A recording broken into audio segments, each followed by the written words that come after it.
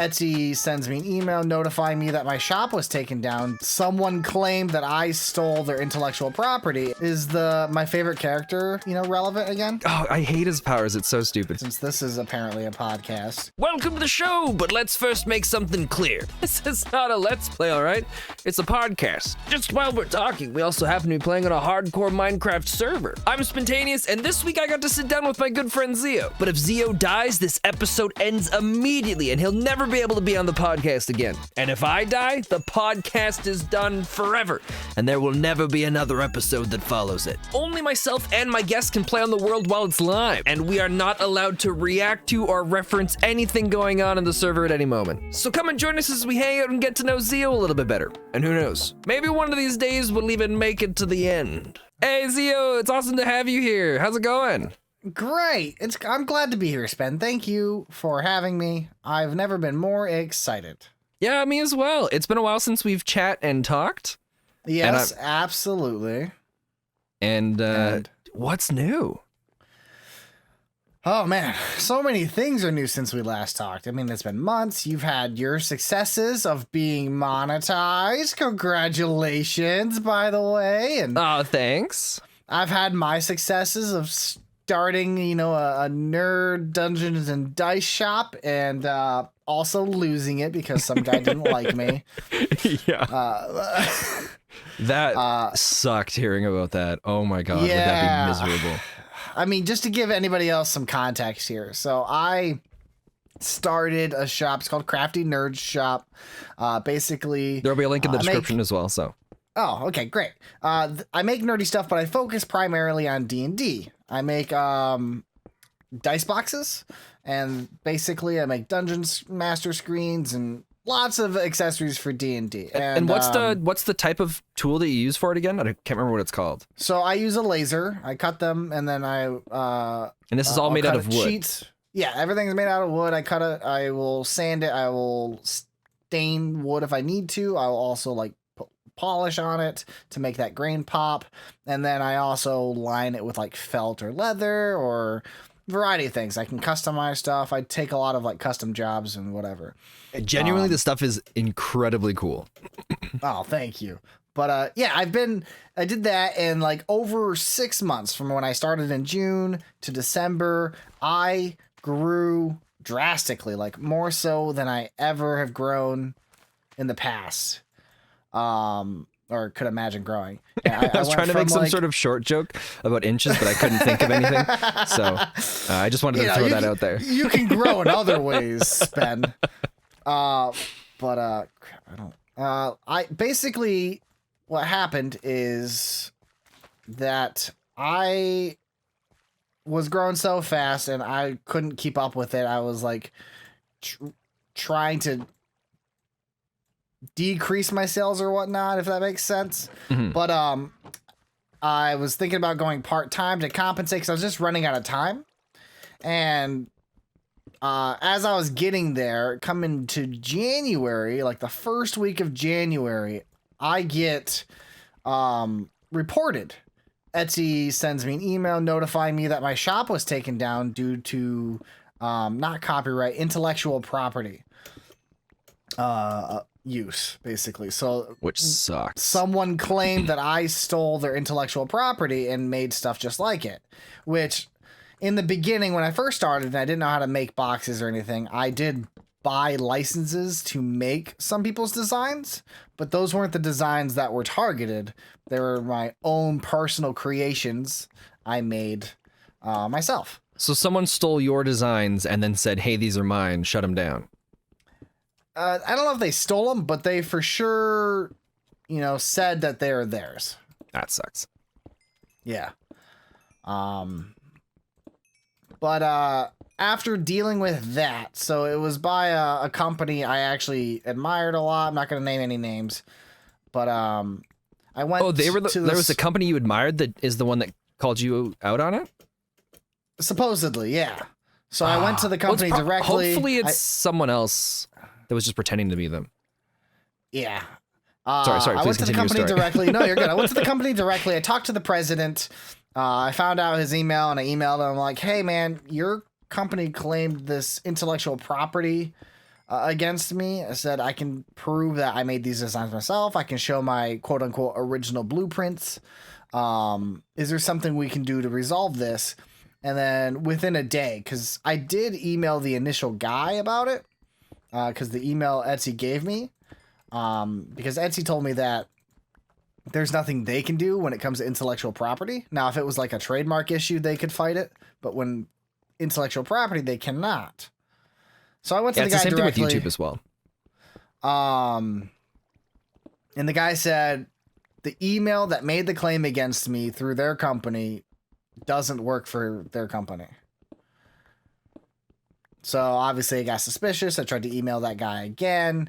And then I contacted Etsy again. And then that email from the guy no longer worked. Like it was a discontinued email. Like when I did email, it said, sorry, this email no longer exists. And then from there, basically Etsy, I had to fight with Etsy for a few weeks to, bring my shop back, because I told him, like, look, this is clearly a scam. This guy said that guy doesn't work for them.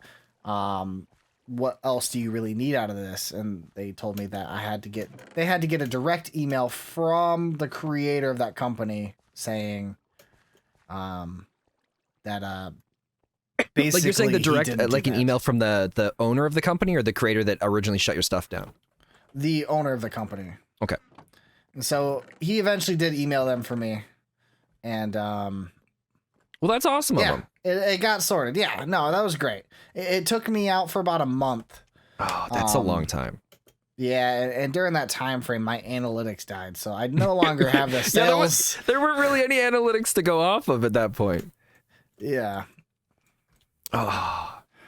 I mean, over the last 6 months, I had good analytics and stuff, and I was my SEO was good, and I was becoming like a hot grower. So what I think happened is one of my competition creators on Etsy got threatened or something, and then they were like, we gotta get rid of this guy. He's gonna take all my customers. He's too good. But that's supposedly what I think happens. I mean, maybe it's not the case. Maybe the guy had valid reasons. I doubt it. Me too. But I don't want to be that guy. I will be that guy. Oh, thank you, Spen. What have you been up to, my man? Not a whole lot. Okay. Just playing video games, making YouTube content. Okay. Hoping that I can fully make YouTube content as my everything. Nice. And grinding away on TikTok and YouTube Shorts. Not as much as I should be, though. So what is explain to me, like how does is TikTok and YouTube Shorts basically the same thing?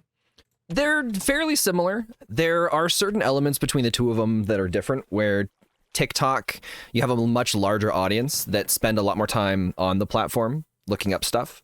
Okay.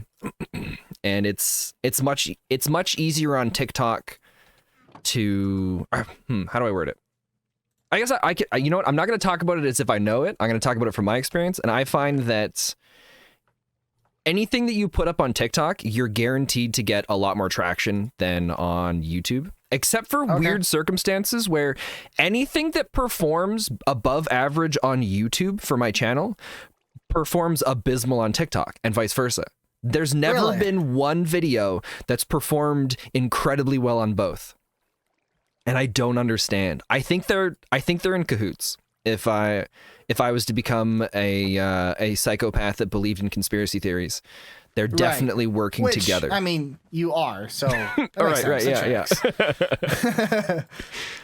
But it's crazy how different the kind of content is for YouTube Shorts and TikToks versus regular content, with it just being so short and so just like quickly based. I don't really know how to word it perfectly, but anytime I've spent a lot of time focusing on a video and putting a lot of effort into like the story and the delivery, 90% of the time it does not perform very well on TikTok.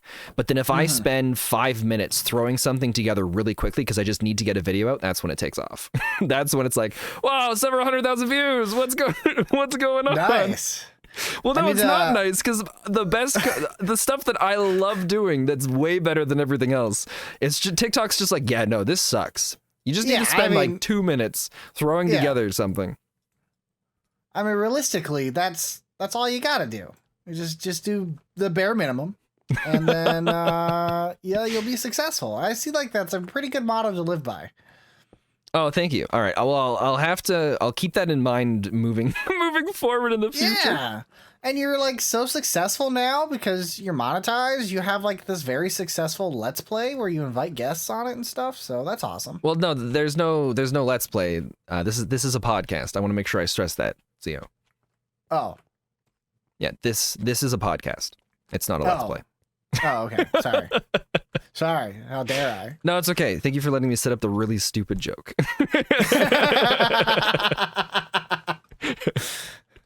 Do you think that if your stuff continued to take off, do you think you would do some sort of content creation with the stuff that you're making?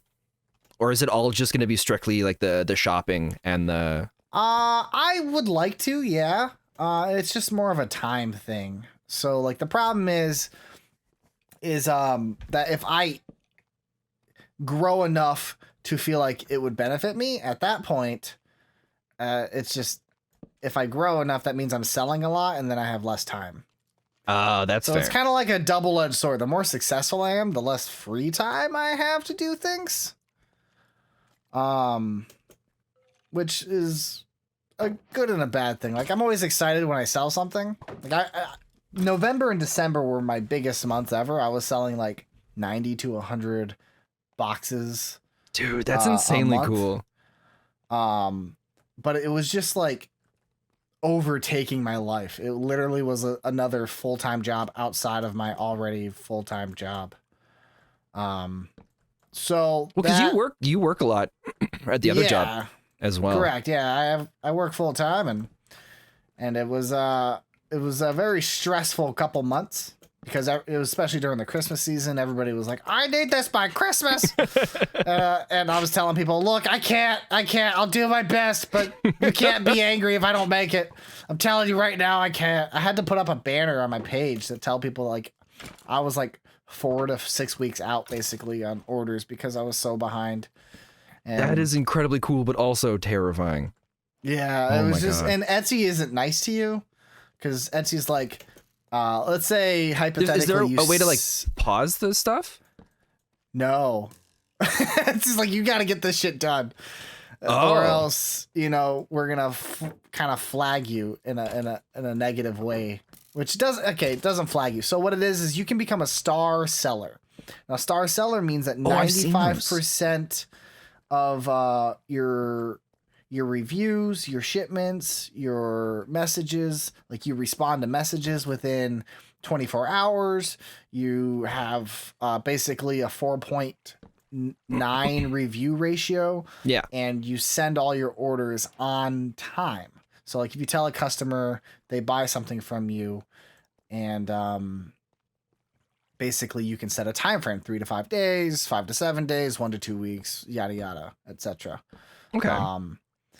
And if you don't ship within the time frame you set, it counts against you. So then you don't become a star seller. So it kind of encourages, being a good store, but at the same time, never having any time for anything. Yeah. If it starts to take off. That's weird. There's no pause feature. So you can pause your store, but then it kills your analytics and SEO ratio. So like when you come back, you won't sell as fast because you aren't as popular right now. Wow, it's pretty brutal. Well, because they have the same kind of, or they have a similar thing with Fiverr, but Fiverr lets you pause specific individual things that you're offering. Oh, okay. I mean, you can not sell certain things, and again, I can put my store in vacation mode. That's what they call it, essentially.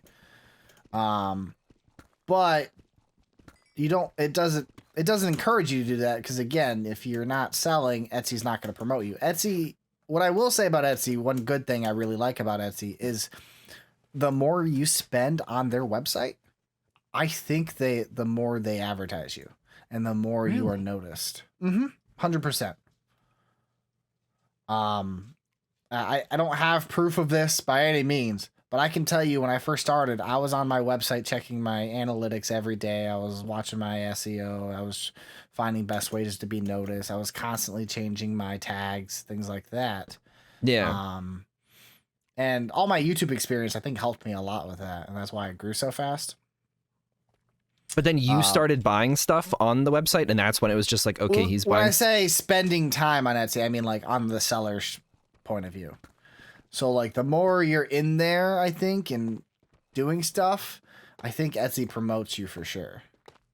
So like That's if you weird. give time to Etsy, Etsy gives time to you, kind of thing. So I noticed a correlation when I was about 3 months in. And again, I have a very limited, small window of scope. But when I was 3 months in, I did take a small break for a couple weeks, and I noticed I didn't get any sales, like very much.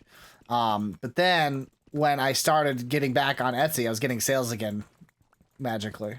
And you think it's because of the time that you spent just sitting in the seller's page? The seller's page and updating my stuff, yeah. Well, I want to believe that it's because you were just updating stuff and finding things that worked, and just it was sending it out to different people in different ways. Yeah. I want to believe it Possibly. has nothing to do with Etsy. Like, all right, it looks like our little toggle of this person in the store looking at things has gone high enough that we'll now promote them. Maybe. I don't know. Maybe. I mean, it's probably a combination of everything, right? You know, I mean, like, I was selling things. I was more popular, but it seems like if you give time to Etsy, Etsy's going to give time to you. And that's kind of a, I mean, that's kind of nice. I wish YouTube was like that, right? Like you spend more time on YouTube. They're like, yeah, I'll have people watch your videos. I mean, you know, it works in the sense that the more stuff you put out, the more people might watch your stuff, but yeah. I get what you're saying, though. I get what you're saying. So that's interesting.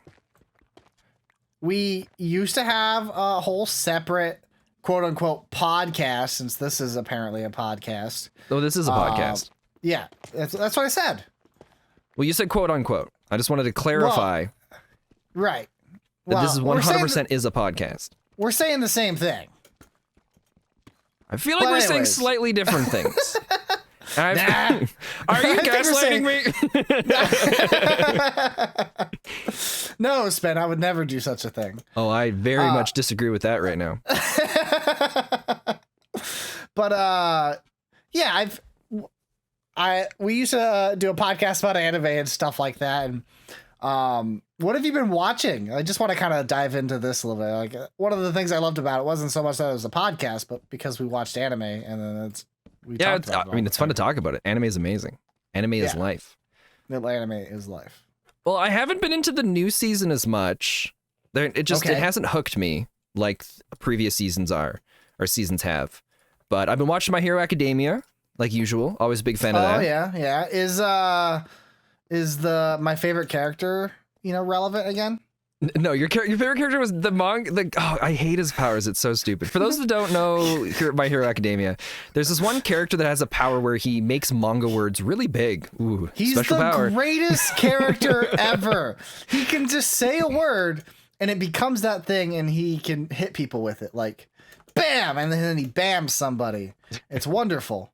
So for a little context to this, for some reason, every time Zio and myself have ever talked about things, 98% of the time, we always dislike, or whatever I dislike, Zio really likes, and vice versa. And this just happened to be another one of those things where... I hate to interrupt you, Spen. And that's the end of Zio. Long may he rest in peace. Zio's a really good friend of mine. We actually used to do a podcast together called the Son of a Geek Podcast, where we talked about anime, video games, and all sorts of different things like that. So it was an absolute blast getting to talk to him again through this. It's just unfortunate it lasted very short. Oh man. Sometimes I forget that Zio doesn't really know much about Minecraft, and the way he died to the Enderman. Oh, what a way to go. Next week, our guest is another member of the Crimecraft SMP, the Great Gordius. And if anything, we should just be thankful to Zio that he really set the bar low for the next episode. Sorry, Zio.